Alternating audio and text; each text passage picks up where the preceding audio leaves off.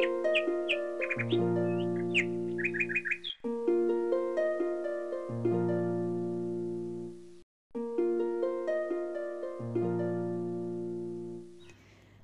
বন্ধুরা, কেমন আছো সবাই? আমি ডলি, তোমাদের সবাইকে নতুন একটি ব্লগে আরও একবার অনেক স্বাগত।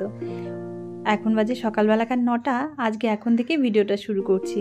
আশা করছি আজকের ভিডিওটা ভালো লাগবে, আর ভালো লাগলে অবশ্যই করে ভিডিওটাতে একটা লাইক করে দিয়ে আমার পাশে থেকো প্লিজ। জানো তো বন্ধুরা, এই এখন না প্রায় দিনই ঘুম থেকে উঠতে আমার অনেকটাই দেরি হয়ে যাচ্ছে, কারণ আমার হাজব্যান্ডের তো এখন ডিউটির খুব প্রেশার চলছে, আর তার সঙ্গে সঙ্গে আমারও প্রেশার, মানে ওর ডিউটির প্রেশারটা আমার উপরেও কিছুটা এসে পড়ে আর কি বলতে পারো। কারণ এই যে টাইমলি ওকে রান্নাবান্না করে দেওয়ার থেকে শুরু করে সমস্তটাই করতে হয়, আর তাই জন্য একটু অসুবিধে হয়ে যায়। ভোরবেলা উঠে রান্নাবাড়ি করা কম কিন্তু নয় বলো। আর সমস্তটা সামলে আমার নিজের শরীরটা ভালো রাখার দায়িত্বটাও কিন্তু আমার নিজেরই। জানি যে সকালবেলা ঘুম থেকে ওঠাটা শরীরের পক্ষে খুবই ভালো, কিন্তু তারপরেও কি হয় বলো তো, ওই ঘুমটাও তো শরীরের জন্য ভীষণ প্রয়োজন। সঠিক পরিমাণে ঘুমটা যদি না হয় তাও কিন্তু শরীর খারাপ হয়ে যায়। তাই জন্য একটু দেরি করেই ঘুম থেকে ওঠার চেষ্টা করি। তবে শারীরিক বা মানসিকভাবে ভালো থাকার জন্য কিন্তু ওই শরীরের সাথে সাথে মনটা ভালো থাকাও খুব বেশি প্রয়োজন। মন ভালো থাকলে দেখবে শরীর কিন্তু অনেকটাই সুস্থ থাকে আর ভালোও থাকে। তাই সবসময় চেষ্টা করি সংসারের কাজগুলো কিংবা কিছু কিছু অভ্যেসের মধ্যেই নিজের মনটাকে ভালো রাখতে। আর তার মধ্যে একটা হলো মনের মধ্যে বেশিক্ষণ রাগ পুষে না রাখা। দেখবে মনের মধ্যে যখন রাগ পুষে রাখবে তখন কিন্তু সেই রাগটা তোমার মুখেও ভেসে উঠবে, আর সেটা কিন্তু তোমার মন খারাপ থাকার যেরকম একটা কারণ, তেমনি কিন্তু তোমার ভেতরের সৌন্দর্যটাকেও নষ্ট করার একটা অন্যতম কারণ বলতে পারো। নিজেকে ভালো রাখার জন্য কিন্তু কখনোই আমি আমার খারাপ লাগা বা খারাপ থাকাটা অন্য কারোর সাথে শেয়ার করি না। আমি এটাতে খুবই বিশ্বস্ত যে দেখো, যখন তুমি এই ধরনের কথাবার্তাগুলো অন্য কারোর সঙ্গে বলবে বা অন্য কেউ তার খারাপ থাকাটা তোমার সঙ্গে শেয়ার করবে, আমার মনে হয় তাতে বোধহয় অনেকটা নেগেটিভিটি তোমার মধ্যেও চলে আসে। তাই আমি সবসময় চেষ্টা করি এই ধরনের নেগেটিভ আলোচনাগুলোর থেকে, এই ধরনের নেগেটিভ মানুষগুলোর থেকে একটু দূরে থাকার। দেখো, সবার ভাবনা চিন্তা আর সবার বিশ্বাস তো এক হয় না, আমি এটাতে খুব বিশ্বস্ত। তাই জন্যই আমি এই কথাটা তোমাদের সঙ্গে শেয়ার করলাম। তো আমি নেগেটিভ ভাবনা চিন্তা বা নেগেটিভ কথাবার্তায়, চিন্তাধারায় একদমই বিশ্বস্ত নই। তাই জন্য আমি এই ধরনের আলোচনা বা নেগেটিভ আলোচনাগুলো কিন্তু কখনোই করে থাকি না। আমার মনে হয় সেই আলোচনাগুলো আমাদের মধ্যে নেগেটিভিটিটাকে আরও অনেকটাই বাড়িয়ে দেয়। তার থেকে বরং পরিবারের ছোট্ট ছোট্ট খুশিগুলোতে যদি নিজেকে একটু খুশি রাখার চেষ্টা করি, তাহলে মনে হয় আমি বোধহয় একটু বেশি ভালো থাকি। আর আমার এই ছোট্ট সংসারের কাজগুলো তো আছেই, যেগুলো কিন্তু আমার মানসিক শান্তির অনেকটা কারণ বলতে পারে। দেখবে যে জিনিসটা নিয়ে তোমরা যত বেশি আলোচনা করবে, সেই জিনিসটা কিন্তু তোমাদের মধ্যে ততটাই বেশি করে বেড়ে উঠবে। তাই জন্য সবসময় চেষ্টা করবে যাতে করে পজিটিভ ভাবনা চিন্তা রেখে পজিটিভ আলোচনা করা যায়। যেমন আমরা সবসময় চেষ্টা করি পরিবারের লোকজনকে, পরিবারের মানুষগুলোকে নিয়ে সবসময় ভালো থাকার, ভালো রাখার, কিন্তু তেমনি কিন্তু এই আমাদের পরিবারের বাইরেও আমাদের চারপাশের যে মানুষজন থাকে তাদেরকে নিয়েও কিন্তু আমাদের ভালো থাকতে, ভালো রাখতে শিখতে হয় বা জানতে হয়। কারণ একটা মানুষের উপরের সৌন্দর্যটাই কিন্তু সৌন্দর্য নয়। আমরা হয়তো দামি দামি কিছু প্রোডাক্ট ব্যবহার করে উপরের সৌন্দর্যটাকে ধরে রাখতে পারি বা চেষ্টা করি, তেমনি অন্তরের সৌন্দর্যটাও কিন্তু পজিটিভ ভাবনা কিংবা পজিটিভ সমালোচনা, আলোচনার মাধ্যমেই ধরে রাখা সম্ভব হয়।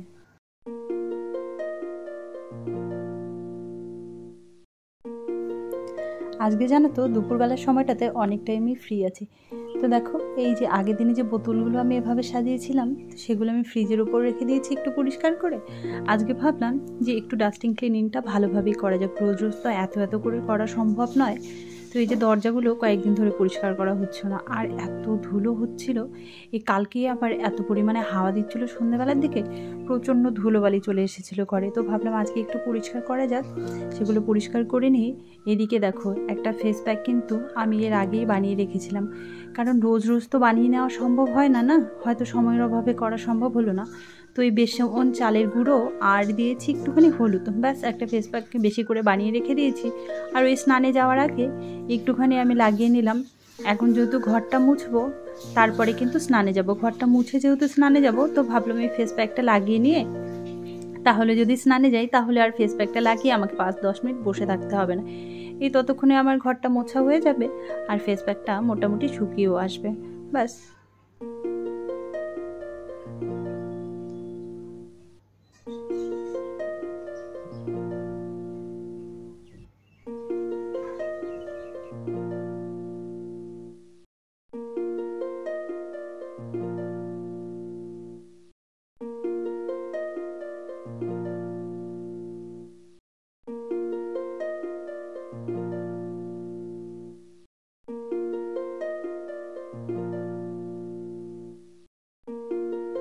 আর কালকে রাতের তো অনেকটাই দুধ বেঁচে গেছিলো, তো ভাবলাম একটু দই বসানো যাক। কালকে রাত্রে যেহেতু আকাশটা একটু মেঘলা ছিল, ওই মেঘ ডাকলে নাকি দুধ মানে দইটা খুব ভালো জমে না, তাই জন্য কালকে আর রাতে দই বসানো হয়নি।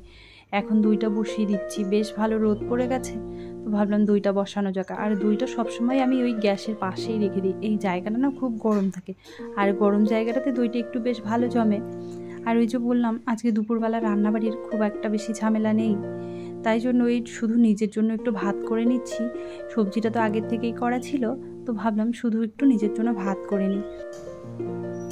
আর ভাতটা বসিয়ে দিয়ে এসে দেখো একটা পুরনো কুর্তি ছিল, আর যেহেতু ক্রেপ কাপড়ের মধ্যে ছিল পুরনো কুর্তিটা, আর ক্রেপ কাপড়গুলো দেখবে কালারগুলো কিন্তু একদমই যায় না, কালারটা অনেক দিন গেলেও খুব ভালো থাকে। তো ভাবলাম এই পুরনো কুর্তিটাকে কেটে যদি কিছু ব্যবহারের জন্য কিছু বানানো যায়, তো ভাবলাম দুটো কুশন কভার বানিয়ে। এই কুশনগুলো কিন্তু আমি বাড়িতেই বানিয়ে নিয়েছি, কুশনটা আর শেয়ার করলাম না তোমাদের সঙ্গে।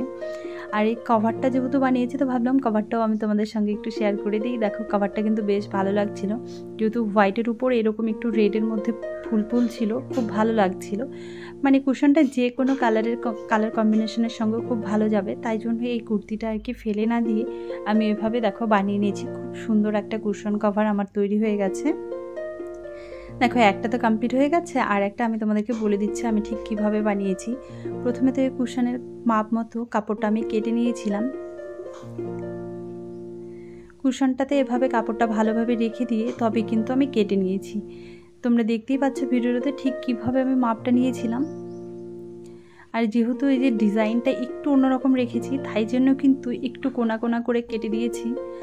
আর তোমরা যদি সমানভাবে নিতে চাও তাহলে সমানভাবেই কাপড়টা আমি যেভাবে দেখাচ্ছি ভিডিওতে এভাবে করে নিয়েও কেটে নিতে পারো, কিন্তু আমি একটু এক্সট্রা রেখে এভাবে মাথাটা একটু কোনা করে কেটে নিয়েছি।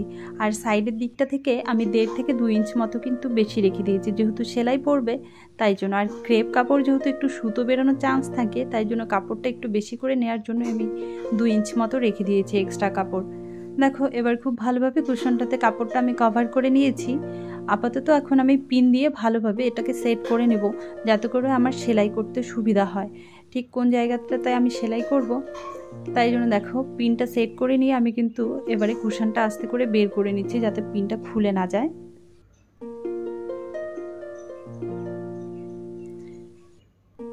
ব্যাস কুশনটা বের করা হয়ে গেছে। এবার কভারটা আমি যেভাবে সেট করে নিয়েছি ওপর থেকে, আর দেখতেই পাচ্ছ কভারটা কিন্তু আমি একদম সোজা দিকেই নিয়েছি। সোজা দিকে নিয়ে ভালোভাবে আগে সেলাই করে দিয়েছি।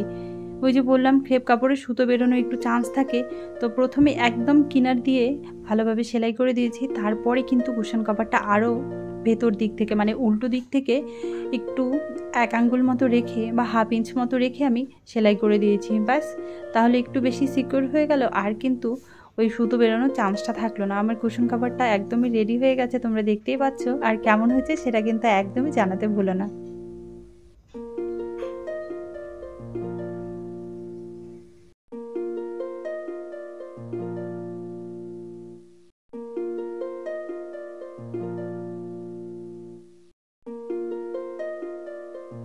দেখো ঘরের এই ছোটো মোটো কাজগুলো বা টুকটাক কাজগুলো কিন্তু মন ভালো থাকার বা মন ভালো রাখার একটা অন্যতম কারণ বলতে পারো। আর এদিকে বিকেলবেলার দিকে একটু তাড়াতাড়ি করে আজকে রান্নাটা বসিয়ে দিচ্ছি, মানে রাতের রান্নাটা আজকে একটু তাড়াতাড়ি করে নিচ্ছি, সন্ধ্যেবেলা একটু বাইরে বেরোনোর আছে। আর দেখো রসুনটা আমি সেই 15-20 মিনিট মতো ভিজিয়ে রেখে দিয়েছি, আর খোসাটা না ছাড়িয়ে যেহেতু ভিজিয়ে দিয়েছি, এবার হাত দিয়ে একটু ভালোভাবে কচলে নিলে তাহলে কিন্তু দেখবে খোসাটা খুব ভালোভাবে উঠে গেছে। দেখো প্রত্যেকটা রসুনের কোয়ার থেকে খুব ভালোভাবে খোসাটা ছাড়ানো হয়ে গেছে। আর আজকে আমি রান্না করছি এঁচোড়, বাইরেটা দেখতেই পাচ্ছ যে এখনও কিন্তু ভালোভাবে সন্ধ্যা হয়নি, সন্ধ্যাটা মোটেই হয়ে আসছে, আর বাইরেটা মোটামুটি অন্ধকার হয়ে আসছে, এখনও পরিষ্কারই আছে বলতে পারো। আর এদিকে পেঁয়াজটা আমার ভাজা হয়ে গেছে, এতে করে মিক্সিতে করে আমি সমস্ত মশলাটা করে নিয়েছি, আদা রসুন জিরে লঙ্কা সমস্ত কিছু বেটে নিয়েছি। আর এঁচোড়টা সেদ্ধ করে নিয়েছি, প্রেশার কুকারে 2টো সিটি লাগিয়ে নিয়েছি, আর আলুটা কিন্তু আগের থেকে ভেজে রেখে দিয়েছিলাম। তো ব্যাস, এবার মশলাটা মোটামুটি কষানো হয়ে গেছিলো, তারপরে ওই সেদ্ধ এঁচোড় আর আলুটা দিয়ে দিলাম। এবার খুব ভালোভাবে একটু কষিয়ে নিয়ে একেবারেই পরিমাণ মতো একটুখানি জল দিয়ে দেবো। আজকে আর একদম শুকনো শুকনো করবো না, এঁচোড়টা একটুখানি মাখা মাখা করব, কারণ যেহেতু রাতে আর অন্য কিছু বানাচ্ছি না। দেখো একটু 2 মিনিট মতো ঢাকা চাপা দিয়ে দিলাম, 2 মিনিট বাদে ঢাকাটা সরিয়ে নিলেই ব্যাস আমার এঁচোড় রেডি। তোমরা চাইলে এভাবে রান্না করে একটুখানি গরম মশলা দিতে পারো, কিন্তু গরম মশলাটা আমি দেবো না, গরম মশলাটা খুব একটা বেশি পছন্দ নয় যেহেতু। আর একটা ইন্টারেস্টিং টিপস আমি তোমাদের সঙ্গে শেয়ার করছি, সেটা হচ্ছে দেখো, বাসন মাজতে গেলে বা বাসন মাজার যে সাবানটা হয় না, সেটা ব্যবহার করলে অনেক সময় দেখবে হাতটা কিন্তু প্রচণ্ড ড্রাই হয়ে যায়, মানে আমাদের হাতের স্কিনটা প্রচণ্ড ড্রাই হয়ে যায়। তো সেক্ষেত্রে তোমরা এই একটা জিনিস ব্যবহার করতে পারো, এই নারকেল তেল। যখন বাসন মাজবে তার আগে যদি এভাবে হাতে খুব ভালোভাবে একটুখানি তেল লাগিয়ে নিতে পারো, তারপরে বাসনটা মাজবে, দেখবে হাতটা কিন্তু একদমই ড্রাই হবে না, আর হাতের স্কিনটা বেশ ভালো থাকবে। তো কেমন লাগলো এই টিপসটা অবশ্যই ট্রাই করে আমাকে জানিও। তো চলো এদিকে ঝটপট করে বাসনগুলো মেজে নিই, তারপরে কিন্তু বাইরে যাব।